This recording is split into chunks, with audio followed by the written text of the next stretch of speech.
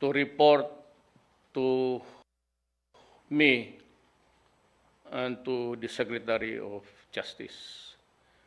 In the meantime, I will not suspend them, but they will be investigated. Diretso na ito sa Ombudsman. There's already a prima facie case. This is an admission that they will remiss in their duties. But for that's, as a former prosecutor, tama na yun. That would establish the prima facie.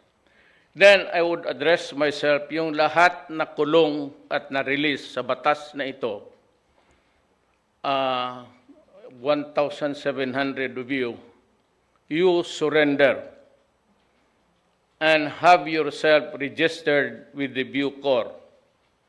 I will give you 15 days liberty, provided you make yourself available any time that you will be called